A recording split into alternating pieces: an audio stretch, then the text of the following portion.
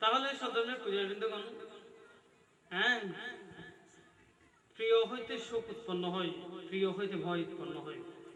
তখন তিনি বলল, দেখো যে তোমার যে বর্তমান দুঃখ, এগুলো তুমি দুঃখগুলিকে না বোঝার জন্য অত্যন্ত সংক্ষিপ্ত স্থানের মধ্যে এই লৌহতত্ত্ব কড়াইয়ের মধ্যে আমাদের একটি নবজাতক সন্তানের জন্ম হয়। যারা এই সুন্দর শৈশব থেকে কৈশোর, কৈশোর থেকে মানে যুবক, যুবক থেকে পৌর, এই সুন্দর পরিপূর্ণ জীবন, ওই শরীরের প্রত্যেকটি অংশ আস্তে আস্তে ভগ্ন হয়। যে চক্ষু দৃষ্টিহীন হয়, দন্তরাজি ধ্বংস হয়, চক্ষুরাজি দৃষ্টিহীন হয় এবং আমাদের প্রত্যেকটি অঙ্গ প্রত্যঙ্গ বিকল হয়। তুমি দেখো, প্রত্যেকটি মানুষ এই দুঃখের মধ্যে নিমজ্জিত, কিন্তু এই দুঃখগুলিকে দুঃখ বলার কেউ নেই। এই দুঃখগুলিকে সুখী সবাই মনে করে থাকে। জরা দুঃখ, ব্যাধি দুঃখ, দেখো প্রত্যেকটা মুহূর্ত মানুষ মৃত্যুতুল্য ব্যাধি ভোগ করে, কিন্তু এই ব্যাধির মাঝখানেও মানুষ বাঁচার ইচ্ছা করে, মানুষ বাঁচার ইচ্ছা করে, সুখের আশা করে, কিন্তু মানুষ দুঃখ থেকে মুক্তির আশা করে না, ঠিক না? এত ব্যাধি, এত কষ্ট পাচ্ছেন, তবু মানুষ আবারও নতুন করে তৃষ্ণা সাগরে ঝাঁপ দিচ্ছেন। দেখো, অপ্রিয় সংযোগ দুঃখ, প্রত্যেকটা মুহূর্তে মানুষ অপ্রিয় বস্তুকে উপলব্ধি করছে, প্রিয় বস্তুকে হারাচ্ছে, এটা দুঃখ। সংক্ষেপে পঞ্চ উপাদান স্কন্ধ দুঃখ কেমন? পঞ্চ উপাদান রূপ, রস, শব্দ, গন্ধ, স্পর্শ অথবা রূপ, বেদনার সঙ্গে সংস্কার, বিজ্ঞান, এই পঞ্চ স্কন্ধ দুঃখ। তা প্রত্যেকটা মুহূর্তে মানুষ এই দুঃখগুলো উপলব্ধি করছে, কিন্তু এই দুঃখকে দুঃখ জ্ঞান করার মতো মানুষ পৃথিবীতে নেই। তখন তিনি বললেন, হে অনন্ত জিন, আমি তো এখন দুঃখগুলোকে উপলব্ধি করেছি, আমাকে এখন দয়া করে বলুন কিভাবে আমি দুঃখ থেকে মুক্ত হব। আমার কাছে যদি মাঝে মধ্যে কেউ আশীর্বাদের জন্য আসে, বলতে আমি স্ত্রী পুত্র নিয়ে বেশি কষ্ট পাচ্ছি, আমাকে আশীর্বাদ করুন, তখন আয় হয়ে দেবা বুদ্ধ তো হয়ে জন্ম যাওয়ার ব্যাধি মৃত্যু দুঃখ এই মৃত্যু মুক্ত লাভ করি বলে অনেক জ্ঞান সাধনা করেন না। তখন ও আর সমস্ত দেশনা টেশনা শোনানোর পরে বুঝছেন না, যাবে সাথে হয় দে তবু কেন করে আশীর্বাদ করছি না, যেতে সুখী আই অথচ দুঃখ মুক্তির কথা ব্যাগ হয়ে দিই, বুঝছেন না? ধ্যান গরম সত্যরাজ্যের মার্গ, অথবা প্রথম মার্গ, দ্বিতীয় মার্গ, তৃতীয় মার্গ লাভ করিবে অন্য চেষ্টা করুন, তৈরি অনেক দুঃখ মুক্তি লাভ করিবে। ঠিক আছে, হয় কাজ তো যাবে সাথে আরেক সময় করে হয়ে যেতে হয়, তখন কেন করে হয়তো বউ আলো সুখে থাকি বললে আশীর্বাদ করি। আমি এতক্ষণ দুঃখ মুক্তি কি হইলাম, আর যাইতে কি হয়ে যাবে, বুঝছেন না? অন্য নাই। এখন সব ধরনের বুঝাই দেখুন, লৌকিক ধর্মতা অবশ্যই আপনি আমার কাছে আশীর্বাদ প্রার্থনা করবেন, কিন্তু কিভাবে? ওইভাবে নয়। বলতে আমি তো মহান্ত মানুষ, আমি জড়িত হয়ে গেছি সংসার তৃষ্ণা নামক মায়া জালে, আমি তো ছেদন করার জন্য আমার অক্ষম। সুতরাং আমাকে আশীর্বাদ করুন যাতে আমি অষ্টমার্গের যে কোনো মার্গ লাভ করতে পারি, কিন্তু এই লৌকিক সংসারকে আমি ছাড়তে পারছি না, সেখানেও আমি যত নির্বিঘ্নে থাকতে পারি মতো আশীর্বাদ করুন। কিন্তু ওকে হতে কেন করে আশীর্বাদ বুঝুন, তবু কেন করিবে না, বুঝুন না? তাই এই সদনের পূজাবৃন্দগণ, এভাবেই উপক বলল যে আপনি কোন পথে এই সমস্ত দুঃখকে বুঝে আপনি ধ্বংস করেছেন। তখন তিনি বলল যে আমি যে পথে দুঃখের অন্ত সাধন করেছি, তুমি কি সাধন করতে চাও? হ্যাঁ চাই। তাহলে তোমাকে 4টি ইজ্জাপদ সম্পর্কে জানতে হবে। তখন সেই উপক বলল, হে অনন্ত জিন, 4টি ইজ্জাপদ কাকে বলে? তখন তিনি বলল যে তোমাকে স্মৃতিমান হয়ে থাকতে হবে। তখন সে বলল যে স্মৃতি কাকে বলে? তখন সে বলল, 4 ইজ্জাপদ হচ্ছে মানুষ, প্রত্যেকটি মানুষ 4টি ধারায় নিজেকে বিচ্ছিরণ করে। হয়তো কেউ শুয়ে থাকে, হয়তো বসে থাকে, নয়তো দাঁড়িয়ে থাকে, নয়তো হাঁটে। এই 4টি বিষয়কে 4 ইজ্জাপদ বলা হয়। এই 4 ইজ্জাপদে তোমাকে সবসময় স্মৃতিমান হয়ে থাকতে হবে। তুমি হাঁটলে হাঁটছে বলে জানতে হবে, তুমি শুয়ে থাকলে শুয়েছি বলে জানতে হবে, তুমি বসে থাকলে বসে থাকছি বলে জানতে হবে, হ্যাঁ তুমি ঘুমালে মানে যে মানে তুমি দাঁড়িয়ে থাকলে দাঁড়িয়ে থাকছি বলে তোমাকে জানতে হবে। এভাবে প্রত্যেকটি বস্তু, প্রত্যেকটি ক্ষণ কি তুমি স্মৃতি সহকারে নিজেকে ধরে রাখতে পারো, হয়তো তুমি দুঃখ নামক বস্তুকে দুঃখ মুক্ত হতে পারো। তখন তিনি তিনি বললো যে আমাকে আরো বিশদভাবে ব্যাখ্যা করুন, আমি কিভাবে নিজেকে দুঃখের অন্তঃসাধন করতে পারবো। তখন সে বলল যে প্রত্যেকটা মুহূর্তে, বুদ্ধ বলল যে প্রত্যেকটা মুহূর্তে তুমি স্মৃতিমান হয়ে থাকবে। কেমন? দেখিলে দেখিতেছি বলে স্মৃতি করবে, শুনিলে শুনিতেছি বলে স্মৃতি করবে। কেমন? তারপর হাঁটলে হাঁটতেছি বলে স্মৃতি করবে, কিছু দৃশ্যমান হলে দেখিতেছি বলে তুমি স্মৃতি করবে। প্রত্যেকটা মুহূর্তে তুমি যদি এভাবে স্মৃতিমান হয়ে নিজেকে রাখতে পারো, তাহলে তুমি দুঃখের অন্তঃসাধন করতে পারো। তখন সে পক্ষে বুদ্ধ বলল, হে পক, দুঃখকে বুঝে, দুঃখকে উপলব্ধি করে দুঃখকে ধ্বংস করা অত্যন্ত দুষ্কর একটি বিষয়। তোমাকে অত্যন্ত দুষ্কর চর্চা করতে হবে যদি তুমি দুঃখ আর সত্যকে তুমি বুঝতে পারো। তখন তিনি বলল যে আমি বসে যে মানে হাঁটলে কিভাবে হাঁটবো। তখন তিনি বলল তুমি তিনটি ইজ্জাপথে নিজেকে চলবে, মানে 4 ইজ্জাপথে নিজেকে বিচরণ করবে। প্রতি পদক্ষেপে তুমি তুলিলে তুলিতেছি, নিলে নিচে নিচ্ছি, ফেলিলে ফেলছি বলে তুমি স্মৃতি করবে। অর্থাৎ তুলছি নিচ্ছি ফেলছি, তুলছি নিচ্ছি ফেলছি, প্রতি পদক্ষেপে এভাবে তুমি স্মৃতি করবে। তুমি যখন শুয়ে থাকবে তখন তুমি সোজা হয়ে শোবে, তখন তুমি মনে মনে স্মৃতিমান হয়ে থাকবে। তুমি যখন দাঁড়িয়ে থাকবে তখন দূরে নিক্ষেপ না করে, দৃষ্টি নিক্ষেপ না করে 2.5 হাতের ভিতর তোমার দৃষ্টি নিবদ্ধ রাখি, তুমি দাঁড়িয়েছি বলে তুমি স্মৃতিমান হয়ে থাকবে। তুমি যখন খাবে, খাওয়ার সময় প্রত্যেকটি ঘাস নিচ্ছি, তুলছি, চিবাচ্ছি, প্রত্যেকটা মুহূর্ত তুমি স্মৃতি করে আহার করবে। প্রত্যেকটি স্নানের সময় তুমি প্রত্যেকটা মুহূর্ত আমি গান যে ধুচ্ছি, পানি দিচ্ছি, কাপড় পরিবর্তন করছি, প্রত্যেকটা মুহূর্তে তুমি স্মৃতিমান হয়ে অবস্থান করে থাকবে। তুমি যখন বসবে, দুই চক্ষু যখন বন্ধ করবে, তখন তোমার শ্বাস নালের মধ্যে তোমার চিত্তকে নিবদ্ধ করে রাখবে। তুমি দেখবে তোমার শ্বাস ক্রমাগতভাবে একবার ভিতরে প্রবেশ করছে, আরেকবার বের হচ্ছে। তুমি প্রত্যেকটি শ্বাসকে একবার ঢুকছে বলে স্মৃতি করবে, শ্বাস বের হলে বের হচ্ছে বলে প্রতি মুহূর্তে তুমি স্মৃতি করবে। এভাবে তুমি স্মৃতি করতে করতে হয়তো তুমি যে কোনো একটি জ্ঞানের স্বাদ লাভ পেতে পারবে। তখন বুদ্ধের কাছ থেকে প্রাথমিক জ্ঞান আহরণ করে বুদ্ধের কাছ থেকে বিদায় নিলেন। সন্ধ্যা সমাগত। কিছু কিছু ব্যক্তি সমন যারা এতক্ষণ পর্যন্ত মহারণ্যে পাদচারণ করছিলেন, কে ধ্যান করছিলেন, তারা সন্ধ্যা হওয়ার কিছুক্ষণ আগে দুজনের দিকে, তিনজনের দিকে চলে গেল। তখন সে চিন্তা করলো, এখন এরা ফোন দিকে গেল তো আমি বুঝতে পারিনি, এখন আমি কোথায় যাব। তখন দুইজন কোন দিকে গিয়ে দেখলো, তারা দেখলো দুজনেই কুঠিরের মধ্যে ধ্যানে নিবিষ্ট হলো। আর 3 জন দক্ষিণ দিকে গেল, দেখা গেল ওই 3 জন 3টি বৃক্ষের নিচে বিহারের আঙ্গিনায় ধ্যানে নিবিষ্ট হলো। তখন আর 4-5 জন দেখা গেলো লোকালয়ের উদ্দেশ্যে চলে গেল। কি ব্যাপারে লোকালয়ে কোথায় যাচ্ছেন? তখন তাদের পিছু পিছু সে ছুটল। তখন পিছু পিছু যেতে যেতে তারা একটি শ্মশানের দিকে চলে গেল। অন্ধকারের মধ্যে তারা দেখা গেল না, কিন্তু কিছু গ্রাম্য বালক সেখানে দাঁড়িয়ে রইল। তখন ও গ্রাম্য বালক বলল, হে প্রভু, আপনি কি শ্মশানে যাচ্ছেন? তখন উপখত দেয়, মানুষ বললে শ্মশানে যাই বা আমি বাসি থাকতে কিনলে শ্মশানে যাইতাম। না না, আপনার মতো আরো 3 জন গেছে তো ওখানে। তখন বলছে, কি ব্যাপার, শ্মশানে কি জন্য যাই? তখন সেই গ্রাম্য বালকের কথাই প্রথমে তুচ্ছ মনে করলো, কিন্তু তার উত্তরে আবার জ্ঞান মনে করে শ্মশানের দিকে ধাবিত হলো। তখন শ্মশানে যখন গিয়ে দেখলো, সেখানে দেখতে পেল কেউ পচা গলিত লাশের পাশে বসে, মানে দণ্ডায়মান হয়ে সোজা হয়ে বামান্তের উপর ডান হাত দিয়ে স্মৃতি সাধনা করছেন।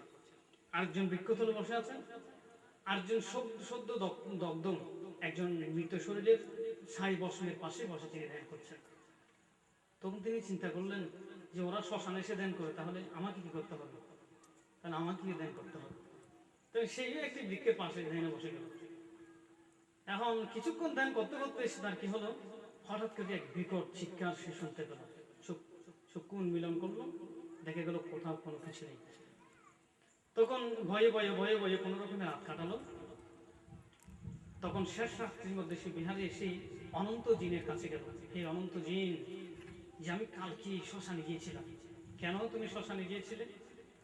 শ্মশানে যেতে হলে অনেক বিনয় বিধান বিধিবিধান মান্য করে অনেক জ্ঞানে অভিজ্ঞ হয়ে যেতে হয়। তুমি সেখানে অনুমতি ছাড়া কেন গেলে? তুমি আর কখনো সেখানে যাবে না। তখন এইভাবে বুদ্ধ তাকে বারণ করলো। এখন এভাবে বলতে বলতে বুদ্ধের কাছে থাকতে থাকতে যেসব বুদ্ধের সমস্ত এই যে মানে অন্তর্দৃষ্টি, বুদ্ধের সমস্ত জ্ঞান সে আস্তে আস্তে বুঝতে পারবে।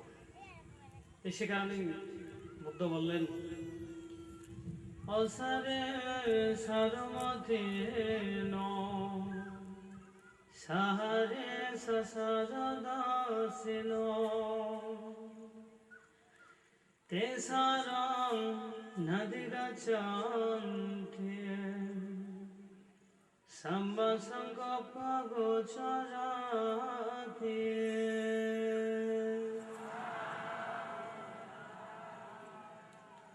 এতদিন অসারকে সার বলেছিল, সারকে অসার বলেছিল, অনিত্যকে নিত্য জ্ঞান করেছিল, আর নিত্যকে অনিত্য জ্ঞান করেছিল। কিন্তু এখন সেই সারকে সার বলে জ্ঞান করছেন, অসারকে অসার রূপে জ্ঞান করছেন। এখন সেই উচিতকে উচিত রূপে জ্ঞান করছেন, অনুচিতকে অনুচিত বলে জ্ঞান করছেন। এখন সেই এই যে মানে সূচিকে সূচিরূপে জ্ঞান করছেন, অসুচিকে অসুচি রূপে জ্ঞান করছেন। ধীরে ধীরে তার জ্ঞান উত্তরোত্তর বৃদ্ধি হতে লাগলো। ক্রমাগতভাবে এটা লম্বা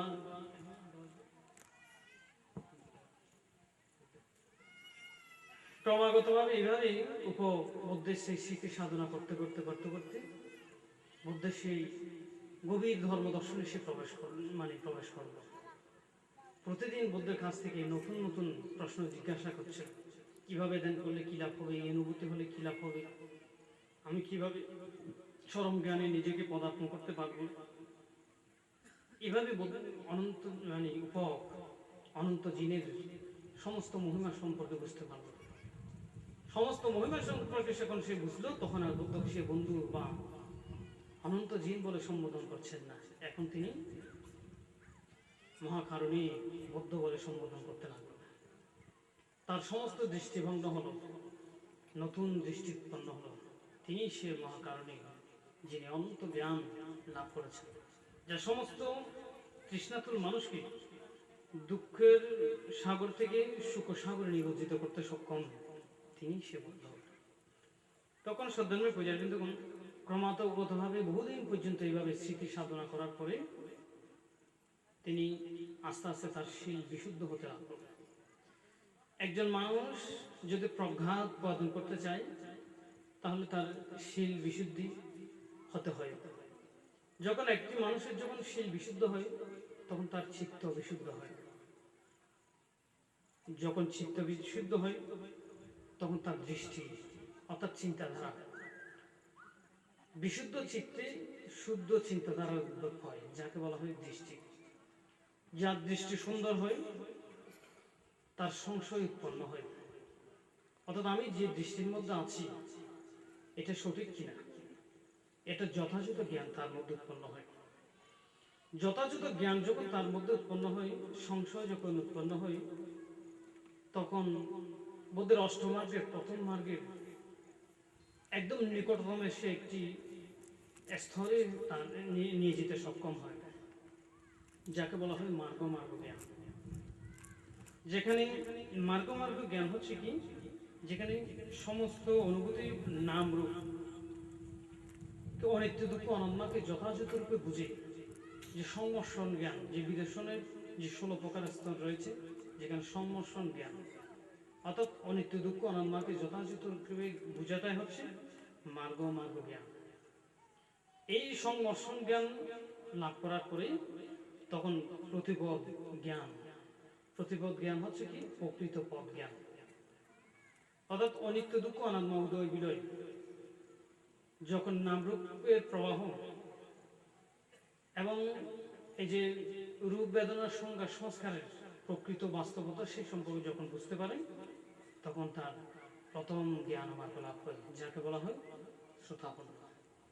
এভাবে বুদ্ধের অনন্ত ধর্ম দর্শন উপভোগ তার অত্যন্ত প্রিয়তমা সে ছাপার সমস্ত আসক্ত লোভ ভালোবাসা ভুলে গিয়ে অনন্ত জ্ঞান সাগরে নিবজ্জিত হয়ে সে সমস্ত যে মানে দুঃখ রাশিকে ছেদন করে অনাগামী মার্গ লাভ করলেন।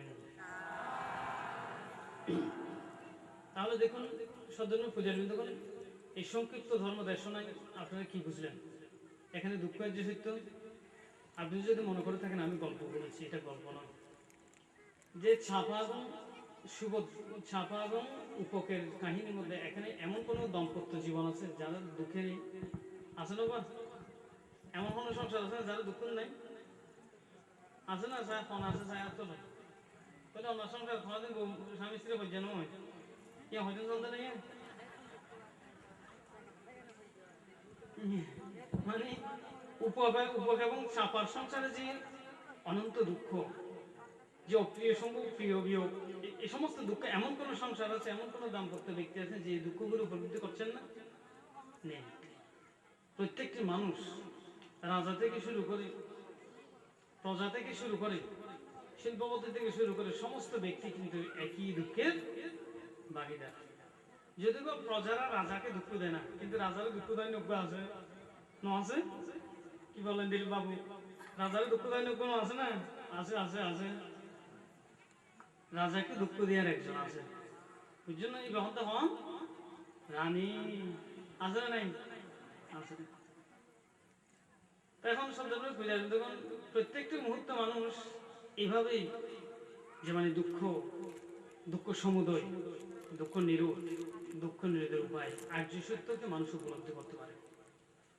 কিন্তু দুঃখ সত্যকে মানুষ বুঝতে পারে, কিন্তু দুঃখ সত্যকে মুক্ত হওয়ার কোনো পথ তারা অনুসরণ করে না, কারণ তাদের পারমিক্ষীণ, তাদের প্রজ্ঞা দুর্বল। এই জন্য দুঃখ মুক্তির কোনো কারণ তারা কি করতে পারে না, অনুসন্ধান করতে পারে না। সেজন্য প্রার্থনা করবেন যাতে যদিও বা তৃষ্ণার কারণে অনন্তবার আমাকে জন্মগ্রহণ করতে হয়, যাতে প্রতি জন্মে যাতে বুদ্ধের সাক্ষাৎ হয়। যদি তৃষ্ণার কারণে অসংখ্যবার আমাকে জন্ম নিতে হয়, তাহলে বুদ্ধের সময়কালে যাতে আমার জন্ম হয়, যাতে আমি তৃষ্ণা হলে যাতে বুদ্ধের চরণ দর্শন আমি লাভ করতে পারি, বিমুক্ত কামী পুরুষের সাক্ষাৎ আমি যাতে পাই। যদি অনন্তবার যদি আমার তৃষ্ণার কারণে যদি জন্ম হয়, যাতে শিলবান পিতৃগর্ভে যাতে আমার জন্ম হয়, সাধু সঙ্গ যাতে আমার লাভ হয়, একজন ভালো মানুষের সান্নিধ্যে যাতে আমার লাভ হয়, বুঝলেন না? সাধু শুধু দাও দাও দাও দাও, তৃষ্ণা খাই খাই, এই ধরনের মানুষের সাথে যাতে আমার জন্ম না হয়, এই প্রার্থনা করবেন। কেমন? এই প্রার্থনা যদি করতে পারেন তাহলে অবশ্যই এই অনন্ত জিনের সাক্ষাৎ যেভাবে উপভোগ লাভ করেছে, ঠিক আপনারাও ঠিক সেভাবে লাভ করতে পারবেন।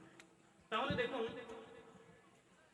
যে উপকের চিত্তের মধ্যে অনাগামী ফল নিয়ে, মার্গফল নিয়ে তিনি বিচরণ করছিলেন, অনাগামিত দর্শন না করে তার তৃষ্ণার সাগরে এমন ভাবে তিনি প্রাগরের মতো বদ্ধ হয়ে গেলেন যে নিজেকে তিনি কখনো নিয়ন্ত্রণ করতে পারেন না।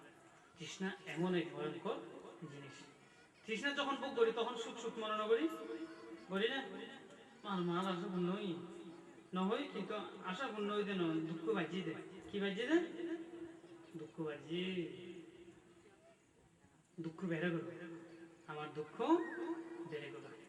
যদি চিত্তের মানসিক মনোপ্রবৃত্তি যদি উত্তর উৎসাহ বিলাস যদি পরিপূর্ণতা লাভ করে, এটা যদি দুঃখ মুক্তির অন্তিম কারণ হয়, তাহলে উৎসাহ বিলাস মানে জীবন পরিহার করে গেরু অবসন ধারণ করে ব্রহ্মচার্যের দরকার কি?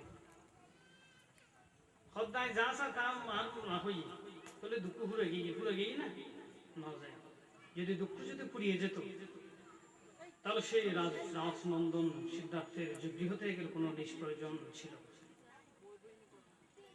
মনোপ্রবৃত্তির তৃষ্ণা মনোবাসনার অন্তিম শিহর পর্যন্ত পরিপূর্ণতাগুলো সুখের কারণ নয় বা সুখের বিষয় নয়, এগুলো তৃষ্ণার অন্তিম শিখারেখা অতিক্রান্ত করে মাত্র। আমার রাজ্য লাভ, আমার সিংহাসন, আমার অর্থ, আমার প্রাচুর্য, আমার দিব্য কোন বিমান যে মানে সদৃশ্য প্রাসাদ, আমার দেববালা সদৃশ্য অত্যন্ত প্রিয়তম স্ত্রী, সুপুরুষ স্বামী, সমস্ত ইচ্ছার পরিপূর্ণতা হচ্ছে তৃষ্ণার অন্তিম শিখা সীমারেখা অতিক্রান্ত হওয়া, ইহার সুখের লেশ নয়। তো সুতরাং সদ্ধর্মী পূজার বিন্দুগণ, এই বাস্তবতাগুলো আমরা যদি বুঝতে পারি তাহলে বুদ্ধ ধর্মকে আমরা বুঝতে পারব। এই কাহিনীর মধ্যে দুঃখ আর্যসত্য আছে, দুঃখ সমুদয় আর্যসত্য আছে, দুঃখ নিরত আর্যসত্য আছে, দুঃখ নিরত গামী প্রতিপদা আর্যসত্য। सम्मा दिट्ठी, सम्मा संकल्प, सम्मा वाचा, सम्मा कम्मंत, सम्मा आजीव, सम्मा व्यायाम, सम्मा साथी, सम्मा समाधि। एडजस्टिंग मार्ग पूर्ण হয়েছে। হ্যাঁ,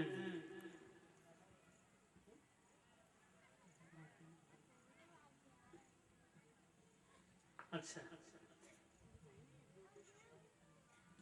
আচ্ছা, তো সদরমে পূজাবিন্দু করেন। এভাবে করে এক একজন মানুষ এক এক পারমিতে আমরা বিচরণ করছি। কে ভিক্ষু হই, অথবা কে ভিক্ষুর শিষ্য হই, অথবা কেউ বা সেবক হই, আবার কেউ বা সেবিকা হই। কেউ বা দান করছি, পালন পূর্ণ করছি, কেউ বা ধর্ম শ্রবণ করছি, কেউ বা ওনাকে দেওয়ার কিছু না থাকলেও অন্তর্যোগে তার প্রতি যে একটা অনন্ত শ্রদ্ধা অনুভব করছে, বুঝছেন না? তাহলে শ্রদ্ধাময় পূজাবিন্দগণ, প্রত্যেকটা মুহূর্ত আমরা প্রত্যেকটি মানুষ পারমিতা পূর্ণ করছি। কেমন? এইভাবে পারমিতা যদি আমরা পূর্ণ করতে পারি তাহলে অন্তিম শিখায় সীমায় হলেও আমাদের মহাপ্রজ্ঞা প্রাপ্ত হতে পারে। এদিকে কেবল দেখুন চাপা মহা দুঃখে মানে সে দিনাতিপাত করছেন, কারণ সংসারে উপার্জিত ক্ষমতা হচ্ছে একমাত্র পুরুষ। আমাদের মাতৃজাতিরা তো উপার্জন করতে পারে না, যদিও বা এখন করে, কারণ শিক্ষকতা বিভিন্ন শিল্প কারখানা এই যে মানে চাকরিজীবী এখন নারীরাও। তৎকালীন সময় তো শিল্প প্রতিষ্ঠান ছিল না। তখন কেন আসছেন না স্বামী? স্বামীর প্রেমে পাগল হয়ে সেই মানে তার মনের মধ্যে এক অনন্ত করুণা উৎপন্ন হল। সুভদ্র বারবার বলল যে বাবা কোথায়? বাবা আমাকে খুব ভালো করতো, তুমি আমাকে আদর করো না, সবসময় শাসন করো। তখন সে বলল যে ঠিক আছে, তোমার বাবাকে আমি এখন খুঁজে আনবো। তখন সে ভঙ্গর দেশি পিতৃগৃহে গিয়ে সুভদ্রকে তার দাদুর হাতে রেখে সেই স্বামীকে খোঁজার জন্য বের হল। তৎকালীন সময়ে সভ্যতা ভদ্র ছিল, নম্র ছিল, সভ্যতা ছিল, শিষ্টাচার ছিল, মান্যতা ছিল, যার জন্য নারী জাতিরাও কিন্তু একা একা ব্রহ্মচর্য আচরণ করতে পারত। এখন সেই আর পরিবেশ নেই, কারণ এখন ভদ্রতা, নম্রতা, সভ্যতা, শালীনতা সবগুলো কোথায় যেন অন্তর্ধান হয়ে গেল। সত্যযুগ, সত্যলোক, অর্থাৎ মানুষ ধ্বংসের এক অন্তিম সীমারেখার মধ্যে অবস্থান করছে। যদি বা বিজ্ঞান, প্রযুক্তি, অর্থ উপার্জনের কায়দা, বেঁচে থাকার তাগিদ আমাদের নতুন নতুন ভাবে উদ্ভব হলেও কিন্তু সভ্যতা, ভদ্রতা, শালীনতার এক অন্তিম শিখরে আমরা দাঁড়িয়ে আছি। কাশী, কৌশল, কুলীয় বিভিন্ন গ্রামে তিনি বিচরণ করলেন। তখন রাজগৃহে পদার্পণ করার সাথে সাথে সেখানে সন্ন্যাসীকে দেখে বকিল বললেন যে আপনি অনন্ত জিনকে চিনেন কিনা? অনন্ত জিন কে? আমার স্বামীর বন্ধু। তো যে আমি তো অনন্ত জিন নামে কে চিনি না, যিনি মানুষের সমস্ত আদি অন্ত সমস্ত কথা তিনি বলতে পারেন, সেরকম একজন ব্যক্তিকে চিনি, তার নাম বুদ্ধ। বলছে না না, বুদ্ধ নয়, বুদ্ধ নয়, আমার অনন্ত জিনের দরকার, অনন্ত জিন আমার স্বামীর বন্ধু। তখন তিনি বললো যে আমি অনন্ত নাম জিন নামক চিনি না, তোমার যদি ইচ্ছা হয় তাহলে সে বুদ্ধ এখন শ্রাবস্তির জ্ঞাতবনে আছে, তুমি গিয়ে তাকে জিজ্ঞেস করতে পারো, হয়তো তিনি তোমার স্বামীর বন্ধু না হলেও হয়তো তোমার স্বামীর সাক্ষাৎ উনি অনুসন্ধান করে দিতে পারে। শ্রাবস্তির জ্ঞাতবনে চলে গেল। সেখানে গিয়ে ভিক্ষু সঙ্গে সম্মতিক্রমে বুদ্ধের সম্মুখে দণ্ডায়মান হলো। এই চাপা অত্যন্ত অত্যন্ত রূপ লাবণ্য, অত্যন্ত মহিষী গরিয়সী রূপশ্রী মণ্ডিত হলেও সে অতীত পারমিত অনুযায়ী অতীতে অনেক বুদ্ধের সাক্ষাৎ পেয়ে তিনি প্রজ্ঞা বা জ্ঞান অথবা অরহত প্রাপ্তির জন্য পারমিতা পূর্ণ করে অন্তিম সীমায় ভঙ্গ দেশে তিনি জন্ম নিয়েছিলেন। যদিও বা তৃষ্ণার সংসার সমুদ্র তিনি উপভোগ করেছিলেন, কিন্তু তার চিত্তের মধ্যে অরহতের পারমিতাও ছিল বটে। কিন্তু সেরকম মুক্ত পুরুষকে না পাওয়ার কারণে তার প্রজ্ঞা ছাপা পড়ে ওনার অপ্রজ্ঞায় প্রকাশিত হল। তখন বুদ্ধের সম্মুখে গেল, হে বুদ্ধ, যে আপনি কি অনন্তজিনকে চিনেন? অনন্তজিনের কি দরকার তোমার? বলছে অনন্তজিন আমার স্বামীর বন্ধু, তোমার স্বামী কে? উপ। তো অনন্তজিন কোথায় থাকে? বলে আমার স্বামী বলেছে উরুবেলা। উরুবেলা নৈরুলজানা নদীর পাশে অশ্বত্থ বৃক্ষে তিনি জ্ঞান লাভ করেছেন। বলছে উপক থেকে তো আমি চিনি, উপক তো আমার অনেক পরিচিত একজন ব্যক্তি। বলে যে আপনি চিনেন? চিনেন, ওনার সন্ধান আমাকে দিতে পারবেন? কিন্তু ছাপা আসার অনেক আগে তিনি অনাগামী মার্গ লাভ করে মৃত্যুবরণ করে ওই শুদ্ধবাস ব্রহ্মলোকে তিনি জন্মগ্রহণ করলেন। যারা অনাগামী মার্গ লাভ করে তারা শুদ্ধবাস ব্রহ্মলোকে জন্ম নেয়। শুদ্ধবাস ব্রহ্মলোকে তিনি জন্ম নিয়ে সেখান থেকে অরহত লাভ করে পরিনির্বাপিত হলেন। তখন তিনি বললেন, তুমি তো উপকের সীমারেখা ধরতে পারবে না, কারণ উপক এক জায়গায়, তুমি আরেক জায়গায়। তুমি উপকের সীমারেখা যদি জানতে চাও তাহলে আমার কথা মতো চলতে হবে। তোমার যে ঠিক আছে, আমার স্বামীকে তো আমি খুব বেশি ভালোবাসি, আপনি যা বলেন আমি করব। তখন তাকেই সেই সারিস্থিতি প্রস্তাব, কায়ানুদর্শন, বেদানুদর্শন, চিত্তানুদর্শন, ধর্মানুদর্শন, চারির্যাপক, সপ্ত বিশুদ্ধি, এই সমস্ত জ্ঞান ওই ছাপাকে তিনি বুদ্ধ প্রদান করলেন। এই স্মৃতি সাধনা করতে করতে করতে করতে ছাপাও এক অন্তিম সময় এসে দুঃখ আর্য সত্য, দুঃখ সমুদয়, দুঃখ নিরুদ্ধ আর্য সত্যকে বুঝে আর্য সাঙ্গিক মার্গ এবং শ্রেষ্ঠ আর্য মার্গ অরহতে প্রতিষ্ঠিত হলেন। তখন তিনি চিন্তা করলেন যে আমার স্বামী কোথায়? তখন তিনি দিব্যনেত্রী দেখলেন, শ্রীবিদ্যা জ্ঞান তিনি লাভ করে দেখলেন ওনার স্বামী ওনার অনেক আগেই অরহত মার্গ লাভ করে নির্বাণে উপনীত হয়েছেন।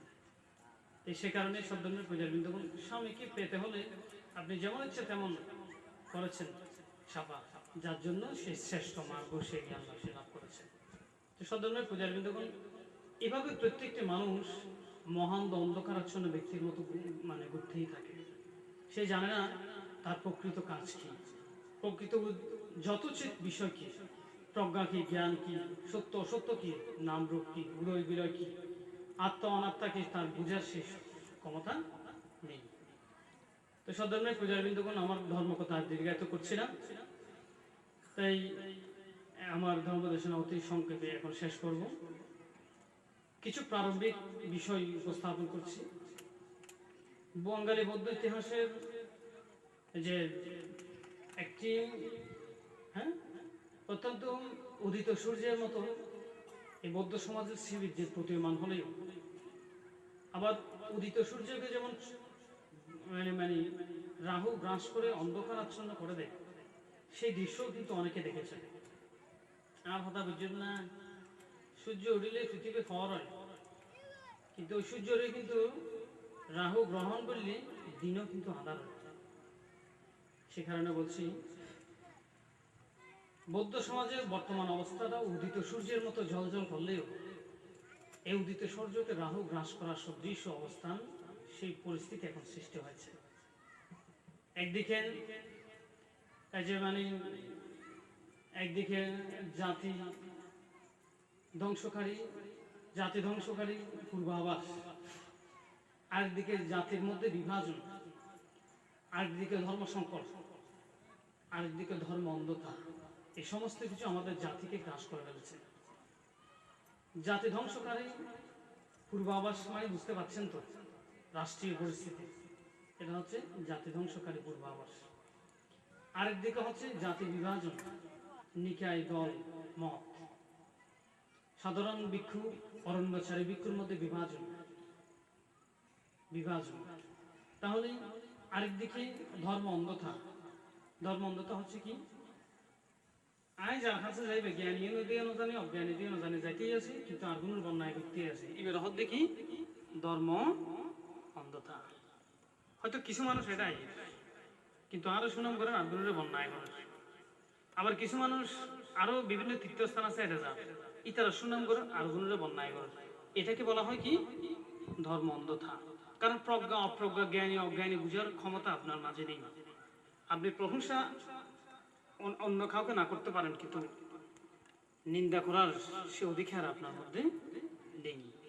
কারণ নিন্দিত হওয়ার যে কার্যবিধি ওনার চরিত্রে রয়েছে সেগুলো মাপার মতো জ্ঞান আপনার মধ্যে নেই। তাহলে একদিকে জাতি বিভাজন, এদিকে নিকায় নিকায় খন্দন, এদিকে বিহার ভিত্তিক অরণ্যচারী ভিক্ষুর মধ্যে বিভাজন, আবার আরেকদিকে ধর্ম অন্ধতা, এটাকে বলা হয় ধর্ম অন্ধতা। তখন বিভিন্ন দায়ক গোষ্ঠী একজন আরেকজনকে বাঁধানুবাদ করে, বাড়াবাড়ি করে। অমুক জ্ঞানী বেশি, জ্ঞানী নইলে এত কিছু অন্যায়, হ্যান অন্যায় ত্যান অন্যায়, অমুক অন্যায় সমুক অন্যায়, এগুলো তো যথাযথ উত্তর না। একটা সুন্দর বিষয়কে, একটা কঠিন বিষয়কে সহজ করে উপস্থাপন করা, একটা সুন্দর যুক্তি উপস্থাপন করে কিছু মধুর বাক্য ব্যবহার করা, একটু প্রাতিষ্ঠানিক আত্মস্বীকৃতি লাভ করা, এগুলো তো ব্যক্তির প্রজ্ঞার পরিচয় হয় না। যদি এগুলো যদি ব্যক্তির প্রজ্ঞার পরিচয় হতো, তাহলে বৌদ্ধ ধর্মহীন অনেক ধর্মযাজক পৃথিবীতে নেই, যাদের জাতীয় আন্তর্জাতিক পর্যায়ে বহু প্রতিষ্ঠান বিদ্যমান, যাদের ব্যক্তিগতভাবে কোটি কোটি সম্পদ জড়িত, যাদের ভক্ত অগণিত লক্ষ কোটি, তাহলে ওনাদেরকে কি আপনি প্রকৃত সম্মুখধারী অরহত বলে আঁকিয়ে দিতে পারবেন? তাহলে আমি কি বলতে চাইছি বুঝতে পারছেন? আমি যদি আমাদের সাধারণ চিটাঙ্গের ভাষায় কথা বলি, এগুলো একটু গোড়ামি ভাষায় হয়ে যাবে, সে ধরনের আমি এই ধরনের ভাষা বলছি। আমার ভাষাগুলো কঠিন হলেও সহজ করে বুঝতে নেওয়ার চেষ্টা করবেন। এই ধর্ম অন্ধতাগুলো করবেন না, কারণ প্রজ্ঞাবান মানুষের প্রজ্ঞাহীনতার বিচার করার জ্ঞান আপনার মাঝে নেই। আপনি তৃষ্ণাবশত, দেশবশত আপনি বাড়াবাড়ি করতে পারেন, আপনি মত পার্থক্য করতে পারেন, আপনি নিজের যে মানে মতামতকে উদ্ধার রাখার জন্য আপনি ওনার মতকে পদদলিত করতে পারেন, কিন্তু প্রজ্ঞা বিচার বিশ্লেষণ করে প্রজ্ঞাবান ব্যক্তিকে বোঝার শেষ দক্ষতা আপনার মধ্যে নেই। এটা হচ্ছে ধর্ম অন্ধতা।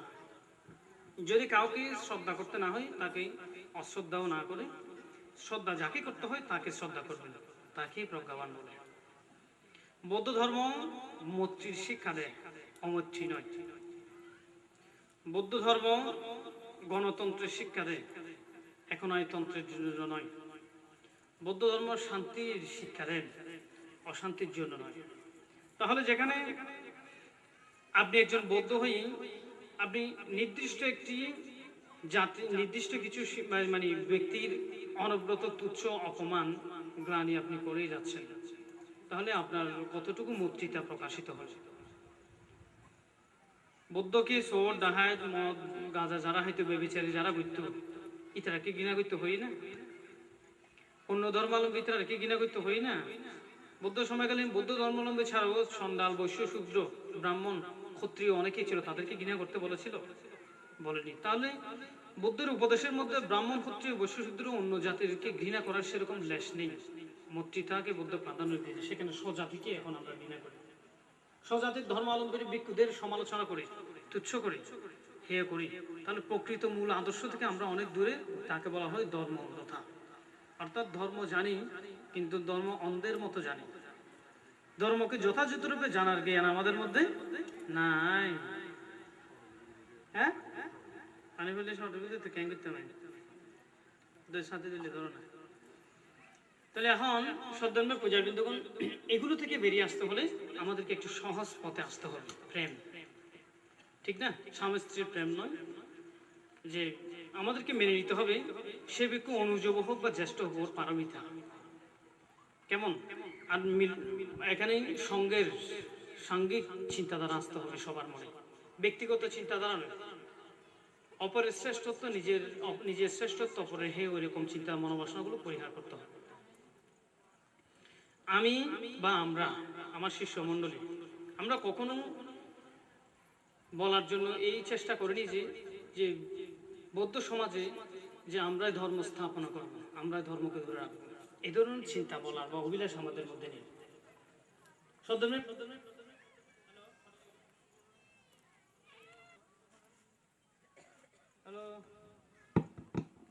হ্যালো, তো যাই হোক সদরের পূজার বিন্দুগণ, আমাদের চিন্তাধারা হচ্ছে সমগ্র বাংলাদেশের মধ্যে সংঘ।